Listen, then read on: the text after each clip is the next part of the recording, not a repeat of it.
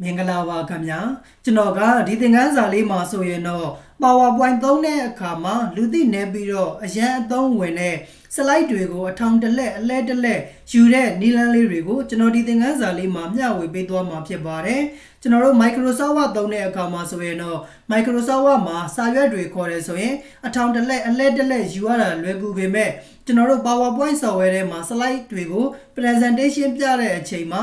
အထောင်တစ်လက်အလဲတစ်လက်ပြချင်တဲ့အခါမျိုးမှာဘယ်လိုပုံစံနဲ့ကျွန်တော်တို့လုပ်လို့ရလဲဆိုတဲ့နည်းလမ်းလေးတွေကိုကျွန်တော်ဒီသင်ခန်းစာလေးမှာအသေးစိတ်ရှင်းပြပေးသွားမှာဖြစ်ပါတယ်။ဒါလေးတွေကိုလက်တွေ့ပြပေးဖို့ရအတွက် PowerPoint software လေးတစ်ချက်လောက်ဖွင့်လိုက်ပါမယ်။ PowerPoint software ပွင့်လာပြီဆိုရင်တော့ကျွန်တော်ဒီသင်ခန်းစာလေးကိုပြပေးဖို့ရအတွက်နမူနာကြိုပြီးတော့ပြုလုပ်ထားတဲ့ slide file လေးကိုတစ်ချက်လောက်ဖွင့်လိုက်ပါမယ်။ဒါကြောင့်ကျွန်တော်တို့ဒီမှာ wedding photo ဆိုတဲ့ဒီရဲ့ slide file လေးကိုဖွင့်လိုက်ပါတယ်။ဒီတော့အခုလက်ရှိကျွန်တော်တို့ဒီရဲ့ PowerPoint slide file ထဲမှာဆိုရင် slide လေးတွေ3ခုလုပ်ထားပါတယ်။ဒီရဲ့ slide လေးတွေကအခုလက်ရှိအနေအထားအရဆိုရင်တော့ကျွန်တော်တို့က landscape အနေအထားအလှည့်လိုက်အနေအထားလေးတွေပဲကျွန်တော်တို့လုပ်ထားတာပါတယ်။ဒါပေမဲ့ကျွန်တော်တို့ဒီ slide တွေကိုကျွန်တော်တို့က presentation ပြတဲ့အချိန်မှာ slide 1မှာတော့ကျွန်တော်တို့ကအလှည့်လိုက်အနေအထားလေးနဲ့ပြပြီးတော့ဒုတိယ slide လေးရောက်တဲ့အချိန်မှာကျွန်တော်တို့ကအလှည့်လိုက်အနေအထားနဲ့ပြတာမျိုးမဟုတ်တော့ဘဲနဲ့အထောင်လိုက်အနေအထားလေးနဲ့ပြချင်တဲ့အခါမှာဘယ်လိုမျိုးလုပ်လို့ရလဲဆိုတဲ့နည်းလမ်းလေးတွေဖြစ်ပါတယ်။ဒီတော့အခုလက်ရှိကျွန်တော်တို့ဒီမှာလောက်ထားခဲ့တဲ့ slide file တွေကအလဲလိုက်တွေပဲဖြစ်နေတဲ့အတွက်ဒါတွေကိုကျွန်တော်တို့က portrait အနေနဲ့အထောင်လိုက်အနေနဲ့ပြန်ပြီးတော့ပြောင်းချင်တယ်ဆိုရင် design တွေကနေပြီးတော့မှကျွန်တော်တို့ဒီမှာ slide size ဆိုတဲ့နေရာလေးရှိတယ်။အဲ့ဒီနေရာလေးမှာကျွန်တော်တို့က custom slide size ဆိုတာလေးကိုကျွန်တော်တို့ဝင်လိုက်ပါမယ်။ဝင်လိုက်တာနဲ့တပြိုင်တည်းဒီရဲ့ကျွန်တော်တို့ orientation slide ဆိုတဲ့နေရာလေးမှာ portrait နဲ့ landscape ဆိုပြီးတော့နှစ်ခုရှိတယ်။ portrait ဆိုတာကတော့အထောင်လိုက်ကိုပြောပြီးတော့ landscape ဆိုတာကတော့အလှည့်လိုက်အနေအထားကိုပြောတာဖြစ်ပါတယ်။ဒီတော့ကျွန်တော်တို့ဒီရဲ့နေရာလေးမှာ portrait ကိုရွေးပြီးတော့ okay နှိပ်လိုက်မယ်။ ensure face ဆိုတာလေးကျွန်တော်တို့လုပ်လိုက်တဲ့အခါမှာဆိုရင်ကျွန်တော်တို့လုပ်ထားတဲ့ slide တွေအားလုံးကသူကတပြိုင်နဲ့အထောင်လိုက်အနေအထားနဲ့ပြောင်းသွားတာကိုတွေ့ရတယ်။ကျွန်တော်တို့လိုချင်တာကအထောင်တစ်လက်အလဲတစ်လက်လိုချင်တာဖြစ်တဲ့အတွက် Microsoft Word တွေလိုမျိုးကျွန်တော်တို့က slide တွေကို favorite လုပ်ပြီးတော့အလွယ်တကူကျွန်တော်တို့ခွဲလို့မရတော့ပါဘူး။ဒီတော့ကျွန်တော်တို့ကဘာလုပ်ပေးရလဲဆိုတော့ slide ကိုကျွန်တော်တို့နှစ်ခုဖန်တီးပေးရပါတယ်။ပထမတစ်ခုကကျွန်တော်တို့ကslide တွေကို landscape အနေအထားနဲ့စီထားခဲ့တဲ့ slide file လေးတစ်ခုတည်တဲ့ PowerPoint file လေးလုပ်ပေးရမယ်။ပြီးရင် portrait ပြချင်တဲ့ slide file လေးတစ်ခုနောက်ထပ်ကျွန်တော်တို့ file အသစ်ခေါ်ပြီးတော့တည်တဲ့ထပ်ပြီးတော့လုပ်ပေးရမှာဖြစ်ပါတယ်။ဒီတော့ကျွန်တော်တို့ဒါလေးကိုထပ်ပြီးတော့ပြဖို့ရအတွက်ကျွန်တော်တို့ဒီမှာ portrait အနေနဲ့ slide file လေးအသစ်တစ်ခုထပ်ပြီးတော့လုပ်လိုက်ပါမယ်။ဒါကြောင့် file နဲ့နေပြီးတော့ new ဆိုတာလေးကျွန်တော်တို့နှိပ်မယ်။ပြီးပြီဆိုရင်တော့ကျွန်တော်တို့ blank presentation ဆိုတဲ့အထဲကိုဝင်လိုက်ပါတယ်။ဝင်လိုက်တဲ့အချိန်မှာဆိုရင်သူကဒီမှာ slide လေး default အနေနဲ့တစ်ခုလာတယ်။ကျွန်တော်တို့ PowerPoint ကျွန်တော်တို့ file နှစ် file ကျွန်တော်တို့ဖြစ်သွားပါတယ်။ဒီတော့ကျွန်တော်တို့အခုနောက်လုပ်မဲ့ PowerPoint file လေးက landscape အနေထားနဲ့လုပ်မှာမဟုတ်ဘဲနဲ့ကျွန်တော်တို့က portrait အနေနဲ့ downline အနေထားလေးကျွန်တော်တို့လုပ်ချင်တာဖြစ်တယ်။ဒီတော့လက်ရှိ DF slide က landscape အနေထားဖြစ်နေတဲ့အတွက်သူ့ကိုကျွန်တော်တို့ကအထောင်လိုက်လေးပြန်ပြီးတော့ဖြစ်အောင်ပြောင်းလဲပေးရပါမယ်။ဒါကြောင့်ကျွန်တော်တို့ design ဆိုတဲ့တက်ထဲကိုဝင်မယ်။ slide size ဆိုတဲ့ထဲကိုဝင်မယ်။ custom slide size ဆိုတဲ့ထဲကိုဝင်ပြီးတော့မှဒီမှာကျွန်တော်တို့ portrait ကိုပြောင်းမယ်။ okay လေးနှိပ်လိုက်မယ်။ ensure face ဆိုတာလေးကျွန်တော်တို့လုပ်လိုက်တယ်ဆိုရင်တော့ကျွန်တော်တို့ဒီမှာဆိုရင် slide ကအထောင်လိုက်လေးအနေနဲ့ကျွန်တော်တို့ပြောင်းသွားတာတွေ့ရပါလိမ့်မယ်။ဒီတော့အခုလက်ရှိဒီရဲ့ slide တွေထဲမှာရှိနေတဲ့စာတွေကမလိုအပ်သေးတာဖြစ်တဲ့အတွက် select လေးပေးပြီးတော့မှကျွန်တော်တို့ backspace နဲ့ဖြတ်ခဲ့လိုက်ပါမယ်။ပြီးသွားပြီဆိုရင်တော့ဒီရဲ့ slide ထဲမှာကျွန်တော်တို့ကိုဆွဲလိုတဲ့ design လေးတွေကျွန်တော်တို့ဆွဲလို့ရတယ်ပေါ့နော်အခုကတော့ကျွန်တော်ကဒီရဲ့သင်ခန်းစာလေးမှာနမူနာပြပေးတာဖြစ်တဲ့အတွက်ဒီဘက်ကကျွန်တော်တို့အထောင်လိုက်လေးထားထားတဲ့ဒီပုံလေးကိုပဲနမူနာထားပြီးတော့ပြုလုပ်ပြမှာဖြစ်တဲ့အတွက်ဒီပုံလေးကိုကျွန်တော်တို့ copy ကူးလိုက်ပါမယ် select လေးပေးပြီးတော့ control C copy လေးကူးခဲ့ပါမယ်နောက်လောက်ထားတဲ့ကျွန်တော်တို့ portrait လောက်ထားတဲ့ file တွေကိုလာမယ် control V နဲ့ပေးချလိုက်ပါမယ်ဒီတော့ဒီရဲ့ဓာတ်ပုံလေးကိုကျွန်တော်တို့ slide ထဲမှာအပြည့်ပါအောင်ကျွန်တော်တို့ဆွဲပြီးတော့မှချဲ့လိုက်ပါမယ်အခုလိုမျိုးကျွန်တော်တို့ကချဲ့လိုက်တဲ့အချိန်မှာ slide ရဲ့အပြင်ဘက်ကိုဓာတ်ပုံတွေကပို့ထွက်နေပါတယ်ဒီတော့ကိုမလိုအပ်တဲ့အပိုင်းလေးတွေကိုကျွန်တော်တို့က crop လုပ်ပြီးတော့ပိုင်းဖြတ်ပေးရမှာဖြစ်ပါတယ်ဒီတော့ crop လုပ်ဖို့ရာအတွက်သူ့ကို select လေးပေးထားမယ်အပေါ်မှာရှိနေတဲ့ picture format ဆိုတဲ့ထဲကိုဝင်ပါမယ် crop ဆိုတဲ့ထဲကိုကျွန်တော်တို့ဝင်လိုက်ပါမယ် crop ဆိုတာလေးနှိပ်မယ်အခုဒါဆိုရင်တော့ကျွန်တော်တို့ဒီမှာ slide ထဲမှာပို့နေတဲ့အပိုင်းလေးတွေကိုကျွန်တော်တို့အခုလိုမျိုး crop tool လေးနဲ့ဖြတ်ထုတ်လိုက်ပါမယ် အပြင်ဘက်ကိုကလစ်နေလိုက်ပါမယ်ဒါဆိုရင်တော့ကျွန်တော်တို့ဒီမှာ slide ထဲမှာဓာတ်ပုံလေးဟာအနေထားလေးကျွန်တော်တို့ကွက်တိရောက်သွားတာကိုတွေ့ရပါလိမ့်မယ်ဒီတော့ကျွန်တော်တို့ကအခုဒီမှာဆိုရင် slide file လေးနှစ်ခုလုပ်ပြီးသွားပြီဖြစ်တယ်ပထမတစ်ခုက landscape အနေထားနဲ့ slide လေးတွေလုပ်ထားခဲ့တယ်နောက်တစ်ခုကကျွန်တော်တို့က portrait အနေထားနဲ့ပြုလုပ်ခဲ့ထားပါတယ်ဒီတော့ကျွန်တော်တို့လိုချင်တာက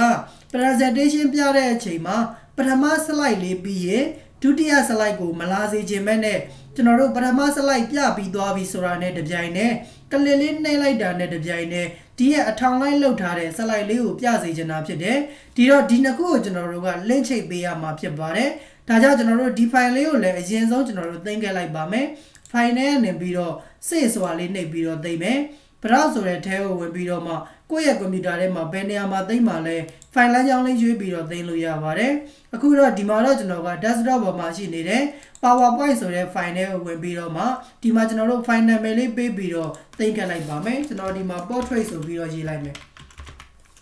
portrait ဆိုပြီးတော့ file name လေးနဲ့ကျွန်တော်တို့ save လုပ်ခဲ့လိုက်ပါမယ်ဒါဆိုရင်ဒီ file လေးလည်းသိမ်းပြီးသွားပြီဒီဘက်က file လေးကလည်းသိမ်းပြီးသားလေးရှိတယ်ဒီတော့ဒီရဲ့ကျွန်တော်တို့ထဲမှာ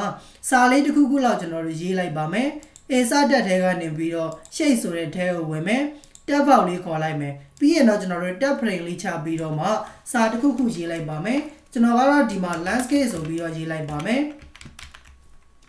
LANDSCAP landscape ဆိုပြီးတော့ရေးလိုက်တယ်ပြီးရင်တော့ကျွန်တော်တို့သူ့ရဲ့ font စလုံး size လေးတွေကြီးလိုက်ပါမယ်ဘိုးလေးထည့်ခဲ့လိုက်ပါမယ်ပြီးပြီဆိုရင်တော့ကျွန်တော်တို့ shape format ထဲကိုဝင်ပြီးတော့ shape face ထဲမှာကျွန်တော်တို့ color လေးတစ်ခုခုထည့်ခဲ့လိုက်ပါမယ် tab face ဆိုတဲ့နေရာလေးမှာအဖြူရောင်လေးထားခဲ့လိုက်မယ်ဒါဆိုရင်တော့ကျွန်တော်တို့ဒီမှာ landscape ဆိုပြီးတော့မှဖြစ်သွားပါလိမ့်မယ်ပြီးသွားပြီဆိုရင်တော့ကျွန်တော်တို့ဒီမှာအလဲလိုက်တွေလောက်ထားခဲ့တဲ့ slide file တွေကိုပြန်လာမယ်ဒီမှာတော့ကျွန်တော်တို့က wedding photo ဆိုတဲ့နေရာလေးမှာ portrait ဆိုပြီးတော့မှရွေးရေးလိုက်ပါမယ်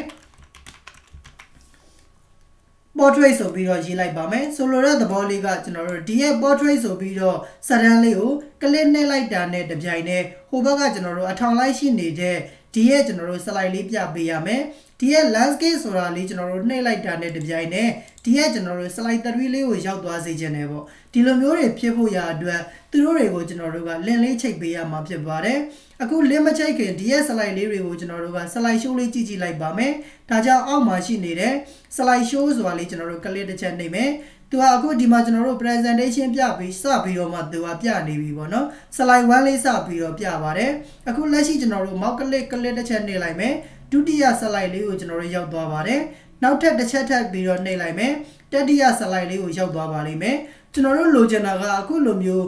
းဒီ slide 3ခုရှိရင်1 2 3လာချင်တာမျိုးမဟုတ်ဘဲနဲ့ပထမ slide ပြပြီးသွားတဲ့အချိန်မှာ click တစ်ချက်နှိပ်မယ်ဒုတိယ slide လေးပြနေတယ်ဒုတိယ slide ပြီးသွားတဲ့အချိန်မှာကျွန်တော်တို့ဒီမှာ portrait ဆိုတဲ့စာတန်းလေးကိုနှိပ်လိုက်တာနဲ့တပြိုင်နက်တတိယ slide ကိုကူးမသွားဘဲနဲ့ဟိုဘက်မှာအသစ်လောက်ထားခဲ့တဲ့ကျွန်တော်တို့အထောင်လိုက်လောက်ထားခဲ့တဲ့ slide လေးကိုသွားပြီးတော့ပြပေးစီချင်တာဖြစ်တယ်ဒါကြောင့်ဒီနှစ်ခုကိုကျွန်တော်တို့က link လေးချိတ်ပေးရပါမယ်link ချိတ်ဖို့ရာအတွက်ကျွန်တော်တို့ဒီမှာစာဒါမှမဟုတ်ရှယ်လေးတစ်ခုခုကျွန်တော်တို့ဆွဲပြီးတော့မှ link ချိတ်လို့ရပါတယ်ဒီတော့ဒါလေးမှာကျွန်တော်တို့ကဒီရဲ့ portrait ဆိုတဲ့ဒီကောင်လေးကကျွန်တော်တို့မလိုအပ်တော့ပါဘူးဒါကြောင့်ကျွန်တော်တို့ကလို့နဲ့ကျွန်တော်တို့ပိတ်လိုက်မယ် save ဆိုတာလေးထားခဲ့လိုက်မယ်ဒီတော့ဒီနှစ်ခုကို link ချိတ်မှာဖြစ်တဲ့အတွက်သူ့ရဲ့စာတန်းလေးပေါ်မှာ right click နှိပ်မယ်ကျွန်တော်တို့ဒီမှာ hyperlink ဆိုတာလေးကျွန်တော်တို့ရှိပါတယ်သူ့ကို click တစ်ချက်နှိပ်လိုက်ပါမယ် hyperlink ဆိုတာလေးကျွန်တော်တို့ကနှိပ်လိုက်တာနဲ့တပြိုင်တည်း hyperlink ချိတ်လို့ရတဲ့ဘောက်လေးကျလာပါလိမ့်မယ်ဒီတော့ကျွန်တော်တို့ကကိုသိမ်းထားတဲ့ file လမ်းကြောင်းလေးကိုရွေးပြီးတော့ဘယ် PowerPoint slide file နဲ့ link ချိတ်ချင်တာလဲကိုချိတ်ချင်တဲ့ကျွန်တော်တို့ဒီမှာ slide file လေးနဲ့ကို select ပေးပြီးတော့ okay နှိပ်ပေးရမှာဖြစ်ပါတယ်ဒီတော့ကျွန်တော်တို့ကအထောင်လိုက်လောက်ထားတဲ့ PowerPoint slide file လေးနဲ့ link ချိတ်မှာဖြစ်တဲ့အတွက်ဒီမှာကျွန်တော်တို့ portrait ဆိုတဲ့ file လေးကို select ပေးတယ် okay ဆိုပြီးတော့နှိပ်လိုက်ပါမယ်ဒါဆိုရင်တော့သူက link ချိတ်သွားပြီဟုတ်မဟုတ်ကျွန်တော်တို့ပြန်ပြီးတော့မှ slide show လေးကြည့်လိုက်ပါမယ် click တစ်ချက်နှိပ်ပါမယ်ဒီမှာကျွန်တော်တို့ကအပြင်မှာ click တစ်ချက်မနှိပ်ဘဲနဲ့ကျွန်တော်တို့ link ချိတ်ထားခဲ့တဲ့ဒီရဲ့ portrait ဆိုတဲ့စာသားလေးကို click တစ်ချက်နှိပ်လိုက်ပါမယ်နှိပ်လိုက်တာနဲ့တပြိုင်တည်းအခုဒီမှာကျွန်တော်တို့အထောင်လိုက်လောက်ထားခဲ့တဲ့ PowerPoint slide file လေးကိုသူက link ချိတ်ပြီးတော့မှရောက်ရှိသွားတာတွေ့ရပါမယ် ဒီတော့ဒါလေးပြီးသွားပြီဆိုရင်ဒီမှာရှိနေတဲ့ landscape ဆိုတဲ့စတန်းလေးကိုတစ်ချက်ပြန်ပြီးတော့နှိပ်လိုက်တာနဲ့တပြိုင်နက်ဟိုဘက်မှာရှိနေတဲ့ slide 3ကိုကျွန်တော်တို့ကရောက်သွားစေခြင်းနဲ့ဒါဆိုရင်ဒီရဲ့ landscape ဆိုတာလေးနဲ့လည်းကျွန်တော်တို့ထပ်ပြီးတော့ link ချိတ်ပေးရမှာဖြစ်ပါတယ်ဒါကြောင့်ကျွန်တော်တို့ link ချိတ်ဖို့ရာအတွက်အစောနောက်ကကျွန်တော်တို့ PowerPoint file လေးကိုသိမ်းထားတဲ့ file လမ်းကြောင်းနေရာလေးမှာပြန်ပြီးတော့ဖွင့်ပေးပါမယ်ကျွန်တော်တို့ဒီမှာ portrait ဆိုတဲ့နေရာလေးမှာပြန်ဖွင့်မယ်ဒီကကျွန်တော်တို့ landscape ဆိုတဲ့စာသားလေးကို click နှိပ်လိုက်တာနဲ့တပြိုင်နက်ဟိုဘက်မှာရှိနေတဲ့ slide 3ကိုရောက်သွားစေချင်တာဖြစ်တဲ့အတွက်သူ့ရဲ့စာတန်းလေးပေါ်မှာ right click နှိပ်မယ် hyperlink ဆိုပြီးတော့ထပ်ချိတ်လိုက်ပါမယ်ကျွန်တော်တို့ချိတ်ချင်တာကဒီမှာ ready photo ဆိုတဲ့ slide ထဲမှာချိတ်မှာဖြစ်တယ်ဒါပေမဲ့ကျွန်တော်တို့ချိတ်ချင်တာက ready photo ဆိုတဲ့ slide file ထဲမှာရှိနေတဲ့ slide တွေအားလုံးကိုချိတ်ချင်တာမဟုတ်ဘဲနဲ့သူ့ထဲမှာရှိနေတဲ့ slide တွေထဲကနေပြီးတော့ slide 3ကိုပဲရွေးချယ်ပြီးတော့ချိတ်ချင်တာဖြစ်တဲ့အတွက်သူ့ကို select လေးပေးထားပြီဆိုရင် okay တန်းပြီးတော့နှိပ်ပေးလို့မရတော့ဘူးဒီမှာကျွန်တော်တို့ရှိနေတဲ့ bookmark ဆိုတဲ့အထက်ကိုတစ်ချက်နှိပ်ပြီးတော့ဝင်ပေးရမှာဖြစ်တယ် bookmark ဆိုတဲ့အထက်ကိုဝင်လိုက်တာနဲ့တပြိုင်နက်သူ့ရဲ့ကျွန်တော်တို့ slide file ထဲမှာရှိနေတဲ့ slide တွေကိုဒီနေရာမှာဖော်ပြပေးပါလိမ့်မယ်ကျွန်တော်တို့လိုချင်တာကslide 3နဲ့ link ချိတ်မှာဖြစ်တဲ့အတွက်ဒီမှာကျွန်တော်တို့ PowerPoint presentation 3ဆိုတာလေးရွေးလိုက်မယ် okay လေးနှိပ်လိုက်ပါမယ် okay နှိပ်လိုက်ပါမယ်ဒါဆိုရင်တော့ကျွန်တော်တို့ဒီ file လေးကိုပိတ်လိုက်လို့ရသွားပါပြီ save လုပ်လိုက်ပါမယ်ဒါဆိုကျွန်တော်တို့ဒီမှာပြန်ပြီးတော့မှလုပ်ကြည့်လိုက်ပါမယ် select လေးပေးမယ် slide show ဆိုပြီးတော့တစ်ချက်ကြည့်လိုက်ပါမယ်အခုလက်ရှိကျွန်တော်တို့ဒီမှာပထမ slide လေးကိုပြနေပါတယ် mouse click လေးတစ်ချက်နှိပ်မယ်ဒုတိယ slide ကို presentation ပြသွားပါတယ်ဒုတိယ slide ပြီးတဲ့အချိန်မှာကျွန်တော်တို့က slide ကိုအထောင်လိုက်လေးပြချင်တာဖြစ်တဲ့အတွက် portrait ဆိုတဲ့စာတန်းလေးလုပ်ပြီးတော့ link လေးချိန်ထားပါတယ်ဒီတော့ဒါလေးကို click တစ်ချက်နှိပ်လိုက်မယ်ဒီမှာကျွန်တော်တို့ portrait လုပ်ထားတဲ့အနေအထား slide file လေးကိုရောက်ရှိသွားမှာဖြစ်တယ်ဒီမှာရောက်သွားပြီဆိုရင်တော့ကျွန်တော်တို့က slide 3ကိုပြန်ပြီးတော့ပြဖို့ရာအတွက်ဒီမှာကျွန်တော်တို့ landscape ဆိုပြီးတော့စာတန်းလေးလုပ်ထားပါတယ် link လေးချိန်ထားတယ်ဒါလေးကိုကျွန်တော်တို့ click တစ်ချက်နှိပ်လိုက်တာနဲ့ slide 3ကိုပြန်လိုက်ပြီးတော့ရောက်ရှိသွားမှာဖြစ်ပါတယ်အားလုံးပြီးသွားပြီဆိုရင်တော့ right click နှိပ် unshow ဆိုတာလေးလုပ်လိုက်မယ် right click နှိပ် unshow ဆိုတာလေးလုပ်လိုက်တယ်ဆိုရင်တော့ကျွန်တော်တို့ပုံမှန်အတိုင်းလေးရရှိသွားပါလိမ့်မယ်ဒါကတော့ကျွန်တော်တို့ PowerPoint software ထဲမှာ slide တွေကို presentation ပြတဲ့အချိန်မှာအထောင်တစ်လက်အလဲတစ်လက်ယူပြီးတော့မှကျွန်တော်တို့ပြတဲ့နည်းလမ်းလေးဖြစ်ပါတယ်လက်တွေ့လုပ်ငန်းခွင်မှာကျွန်တော်တို့အရန်အသုံးဝင်မဲ့သင်ခန်းစာလေးတစ်ခုဖြစ်တဲ့အတွက်ကိုကိုယ်တိုင်လိုက်ပြီးတော့မှလေ့ကျင့်ကြည့်ပေးပါအကယ်၍ကိုကိုယ်တိုင်လေ့ကျင့်တဲ့အခါမှာမရတဲ့နေရာလေးတွေရှိတယ်ကျွန်တော်သင်ပေးတာနားမလည်လိုက်တဲ့နေရာလေးတွေရှိတယ်ဆိုရင်လည်းကျွန်တော်တို့ပြန်ပြီးတော့မှမေးမြန်းပေးလို့ရပါတယ် PowerPoint မှာကျွန်တော်တို့က Microsoft Word တွေလိုမျိုး slide တစ်ဖိုင်ထဲဟိုမှာအထောင်တစ်လက်အလဲတစ်လက်တော့ကျွန်တော်တို့ Microsoft Word တွေလိုမျိုးအလွယ်တကူယူလို့မရဘူးပေါ့နော်ဒါပေမဲ့သူက presentation ပြတဲ့အချိန်မှာဆိုရင်တော့အခုလိုမျိုးကျွန်တော်တို့အထောင်တစ်လက်အလဲတစ်လက်ကိုကျွန်တော်တို့ link ချိတ်ပြီးတော့မှပြလို့ရပါတယ်ဒါဆိုအားလုံးနားလည်လောက်မယ်လို့ထင်ပါတယ်ကျွန်တော်ဒီရဲ့သင်ခန်းစာလေးကိုဒီမှာပဲရှင်းနာလိုက်ပါမယ်ကိုကိုယ်တိုင်လေ့ကျင့်ပြီးသွားပြီဆိုရင်တော့ဒီရဲ့သင်ခန်းစာလေးကိုလည်းကောင်းကောင်းနားလည်သဘောပေါက်နေပါပြီဆိုရင်တော့ဒီသင်ခန်းစာရဲ့ comment လေးမှာ DONE done ဆိုပြီးတော့ရေးခဲ့ပေးပါဦးခင်ဗျာဒါမှကျွန်တော်သင်ပေးတဲ့သင်ခန်းစာလေးတွေကိုဘယ်သူတွေကတော့အမှန်တကယ်လိုက်ပြီးတော့လေ့လာနေပါတယ်လေ့ကျင့်နေပါတယ်ဆိုတာလေးတွေကိုကျွန်တော်ကိုယ်တိုင်လည်းသိရအောင်လို့ပါအခုဒါဆိုရင်တော့ကျွန်တော်ဒီသင်ခန်းစာလေးကိုဒီမှာပဲရှင်းနာလိုက်ပါမယ်အားလုံးအဆင်ပြေကြပါစေခင်ဗျာ